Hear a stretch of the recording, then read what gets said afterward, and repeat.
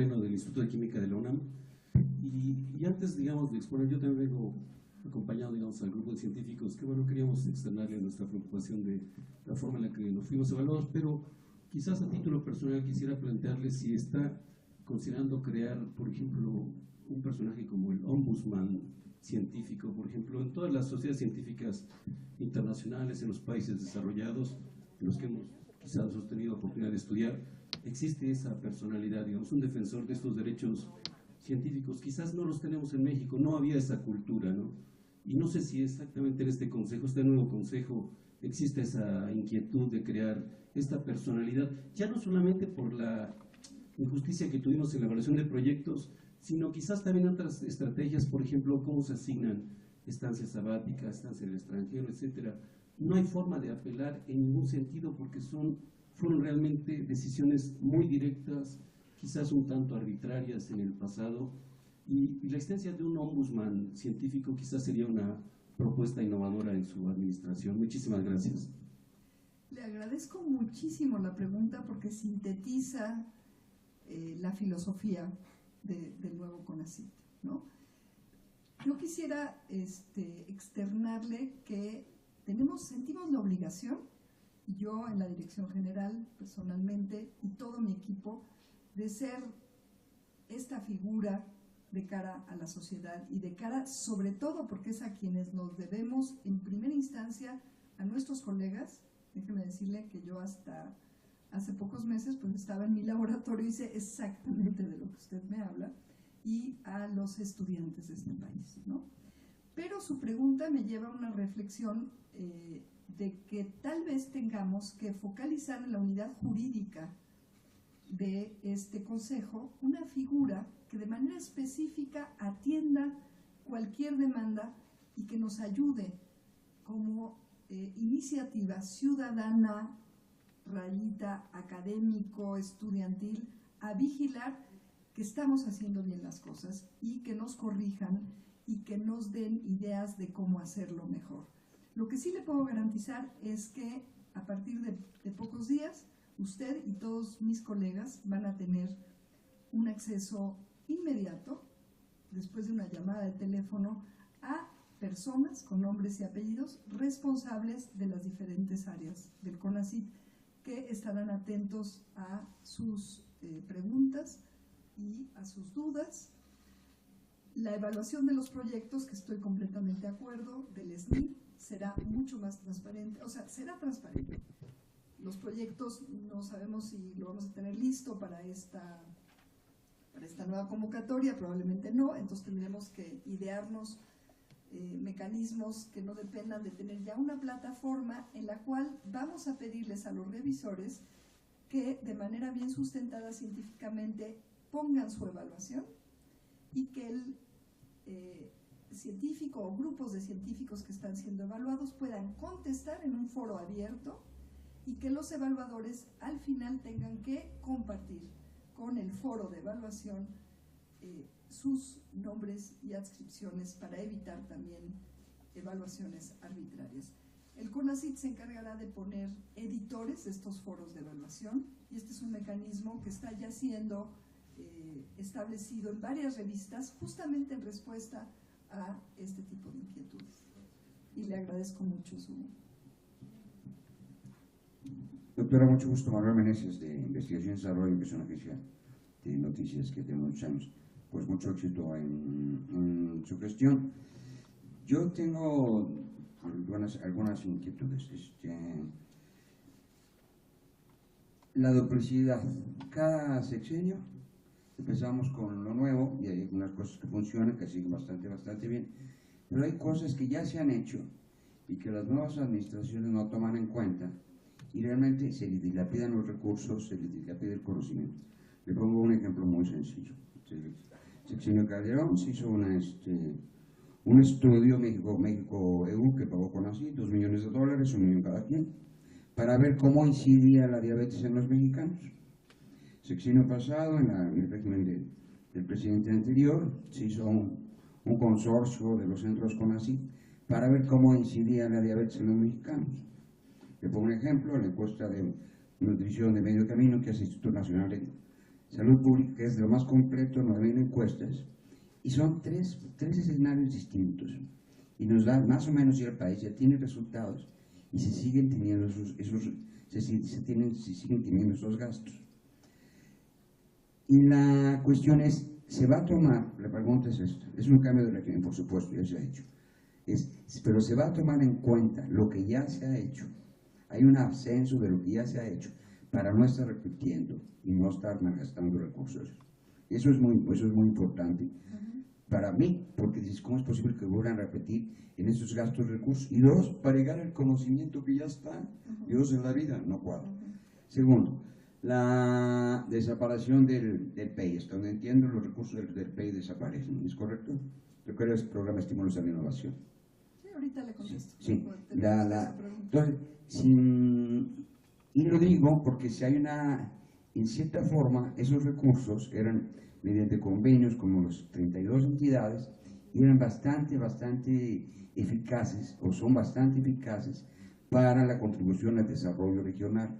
¿De qué forma se va a buscar el desarrollo regional? Hay unas entidades donde funcionaban bastante bien, y a veces acá desde el centro no alcanzamos a ver aquellas acciones de CONACYT que realmente inciden en el desarrollo regional, sin entrar en el que si unos recursos iban para el gran capital o no el gran capital, que la gran cantidad de recursos iban para la micro y la pequeña empresa, usted lo sabe.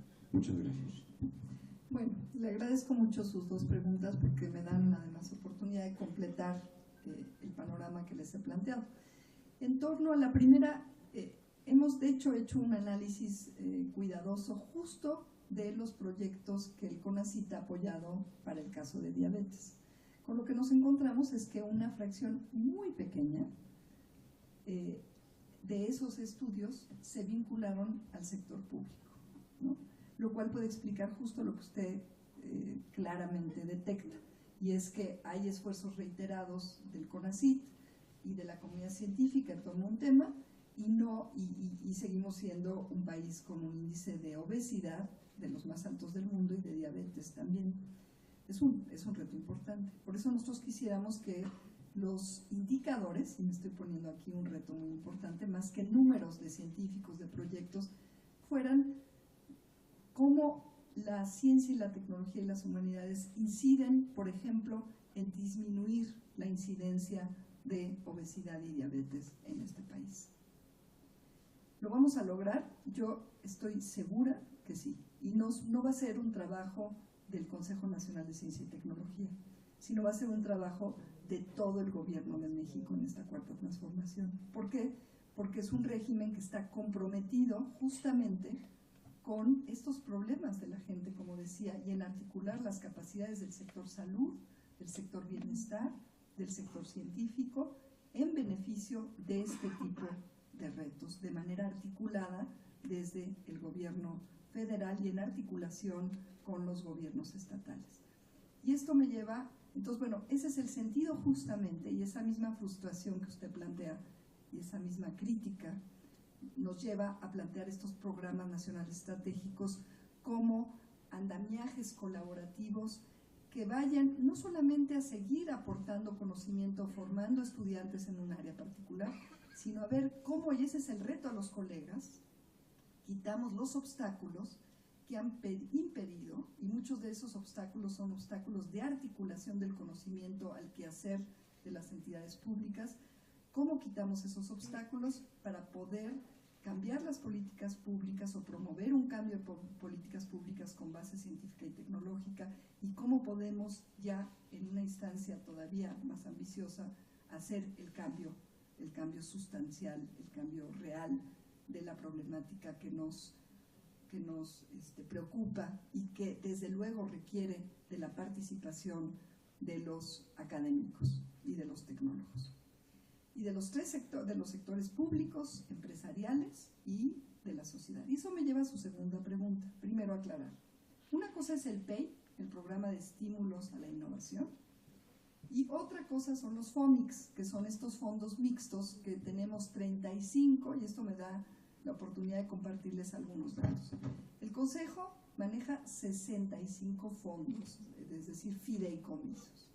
Ustedes saben lo que implica esto en términos de cuotas de pago a las entidades financieras, de gasto público en términos de horas hombre sentados en esos consejos técnicos de administración. De hecho, parte de todo este marasmo de lentitud en la evaluación, etcétera, depende de que nos tenemos que reunir en estos consejos técnicos de administración con pues, representantes de las secretarías o de los estados, y hace el movimiento de CONACYT una cosa así como en un pantano, ¿no? Que uno hace esfuerzos por avanzar y no se puede, ¿no? Más bien el pantano va ahí jalando, ¿no? Entonces, voy al PEI y luego voy a la otra pregunta fundamental que usted me hace y que además no le enfaticé lo suficiente, que es cómo vamos a asegurar una descentralización eficaz de la capacidad científica y tecnológica. Esta transferencia de líquido, de recursos líquidos, sí, en términos de número de empresas, en términos de los números, las micro y medianas empresas, que muchas son grandes y algunas de ellas, y estamos acá con un colega sacando los números lo más rápido que podemos, muchas veces son filiales de las grandes empresas. Entonces, la aseveración que usted me hace de que yo sé que la mayoría se fue a micro y medianas empresas, hay que matizarla, y la matizaremos en su momento con datos firmes, ¿sí? Como se hace en ciencia. Y ese matiz va a requerir ver cómo se mueve el dinero, cómo se mueve el dinerito de un lado a otro también, ¿no?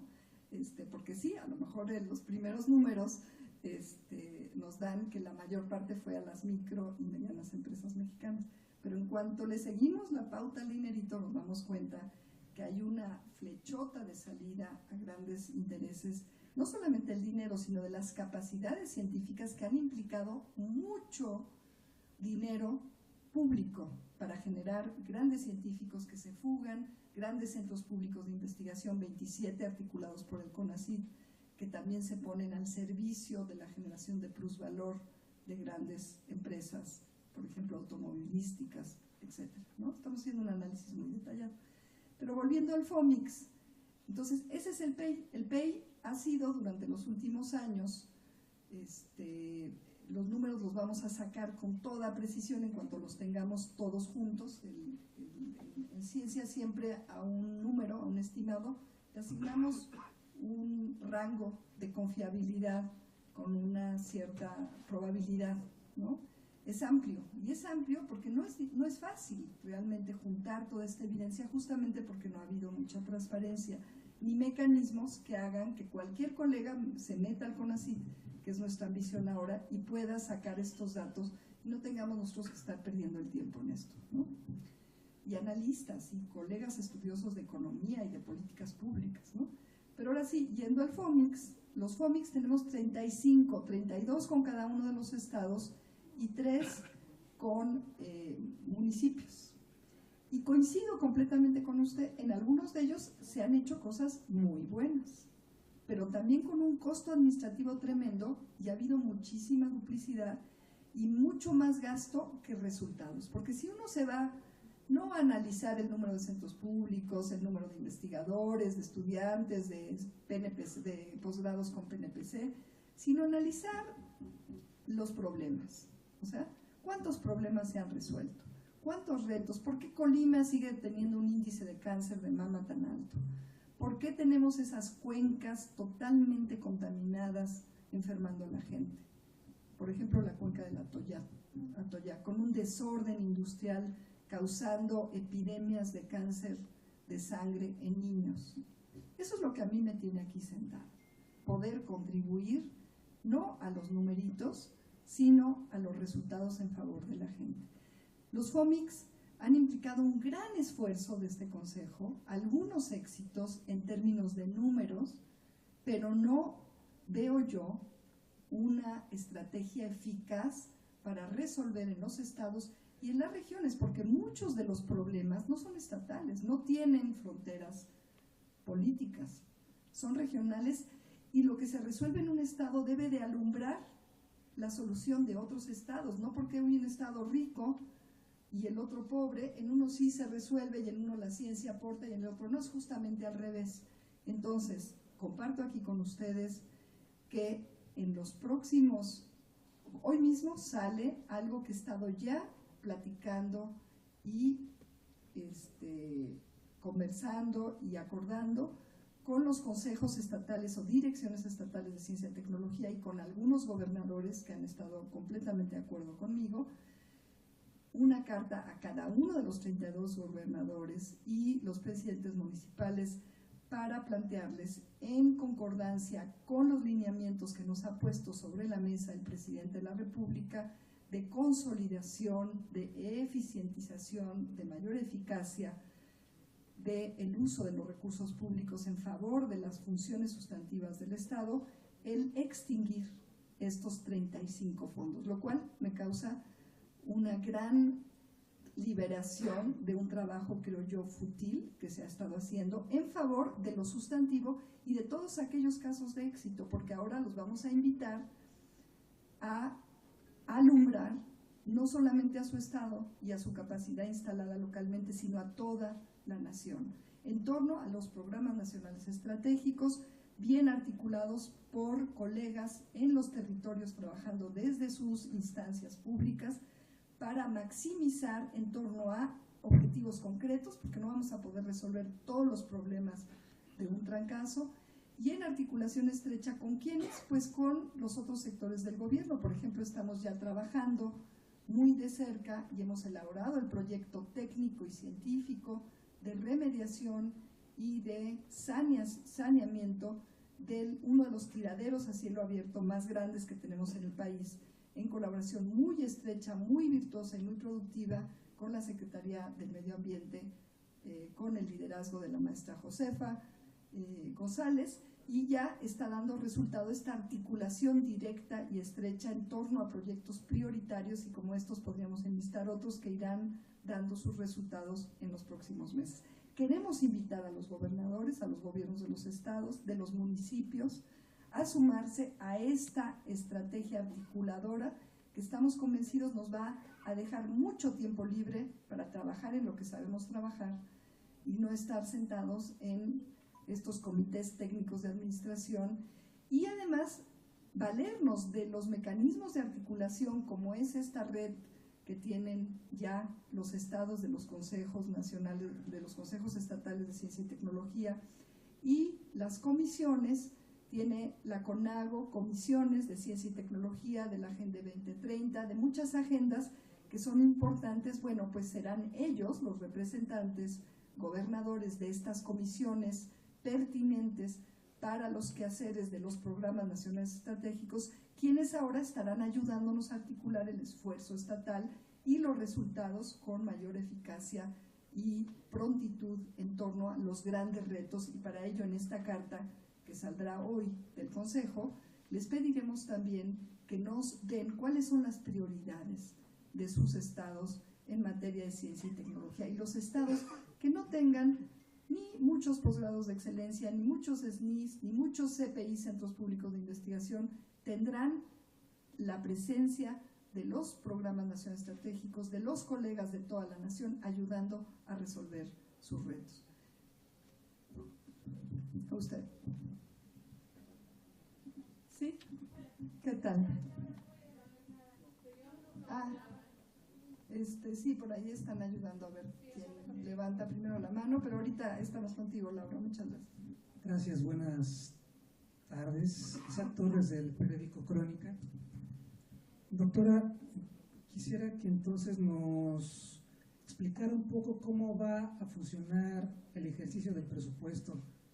Ya no van a ser estos 23,000 millones de pesos, ahora el CONACYT también va a tener, digamos, una forma de ejercer estos 72 millones que es todo el presupuesto del sistema. Esto quiere decir que van a revisar si se le destina un presupuesto de ciencia y tecnología a la Secretaría de Gobernación o a la SRE. Otra pregunta: hay un cierto descontento en gran parte de la comunidad científica principalmente de aquellos que forman parte del sistema de centros públicos de investigación, en donde la falta de una estructura que, digamos, administrativa, les ha quitado ciertas prestaciones debido a que son considerados funcionarios públicos y entran en la nueva ley de remuneraciones. Entonces, ¿cómo se va a ayudar a resolver este problema laboral, que también hay uno similar en el CIMBESTAB? Y finalmente, ¿cómo van a funcionar ahora los centros públicos de investigación? Y haciendo un paréntesis en esto, ¿qué nos podría decir sobre el cese de algunos de los directores de estos centros, específicamente de la directora del CICI?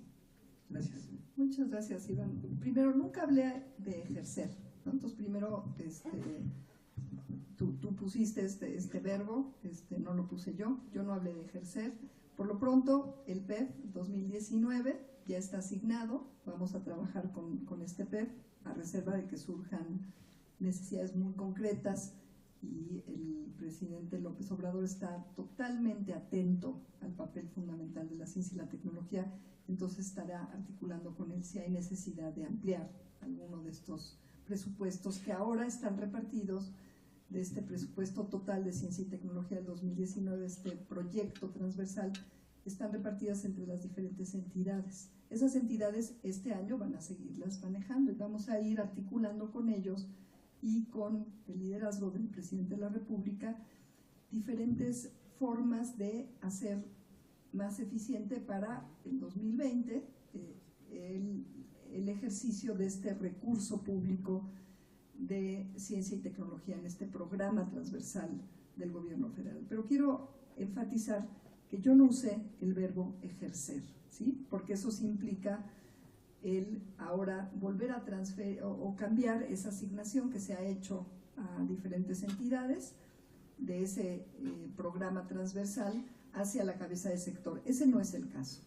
Ya está distribuido y lo que vamos a hacer es articular, ese es el verbo y cuidar o fiscalizar en acuerdo con los titulares de las diferentes entidades que ese recurso que salió del proyecto transversal de ciencia y tecnología se use de la manera más eficaz, más eficiente, y que se eviten duplicidades y que se articule su ejercicio en beneficio del bienestar social y del ambiente. Entonces espero que eso quede claro para ti y para todos los colegas de los medios de comunicación, porque es muy delicado el cambiar un verbo por otro, porque sí tiene implicaciones profundas. Entonces espero que ello haya quedado aclarado, y si no, me lo dirás. La segunda pregunta, que tiene que ver con los centros públicos de investigación.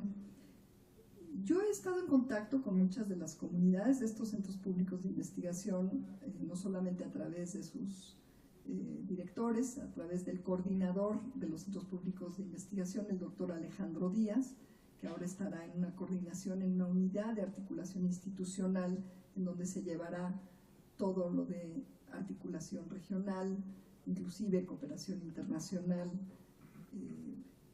y algunas direcciones importantes que implican una articulación interinstitucional muy importante, como una dirección de riesgos que va a estar ahí localizada y articulada. Y no he sentido este descontento, hay expectativas, hay dudas, entonces me gustaría saber cuáles son tus fuentes para esta cifra cualitativa que das de que la mayor parte de la comunidad científica de los centros públicos de investigación tienen un descontento. Me gustaría que compartiéramos esta información en afán de ir resolviendo los problemas y las inquietudes de esta comunidad científica de los centros públicos de investigación, que son importantísimos para este consejo y que ahora vamos a articular de una manera mucho más estrecha a todos los programas que he mencionado acá. Entonces te agradezco tu pregunta, porque esto me da oportunidad de compartirles esto. Sí hay una inquietud justamente por esta cuestión que tú marcas de la ley de remuneraciones. Y yo aquí veo un problema que escapa a mi atribución, que es que se da ¿cómo decirlo?, una diferente impacto y una diferencia, y eso genera problemas, porque cuando pues todos asumimos que hay que apretarse el cinturón y trabajar por el bien de este país y cerrar esas brechas entre los más privilegiados, y en mucho los académicos de los centros públicos de investigación nos hemos estado separando por cómo se da el fomento al salario de los investigadores en un ámbito de privilegio con respecto a quienes ganan el salario mínimo, o a veces ni siquiera esto. Y creo yo que esta es una distorsión a nivel nacional que ha señalado el presidente de la República, y creo que es muy importante de atender, ¿no? Esta gran brecha entre los que más cobran del erario público y los que reciben sueldos muy, muy mínimos. Pero el hecho de que haya entidades autónomas y entidades que sí son directamente dependientes de la función pública, en donde los investigadores también son considerados funcionarios públicos, sí está generando, creo yo que está ahí el malestar y algunas de las discusiones. Yo ahí lo que puedo compartirles a todos es que creo que amerita una reflexión pues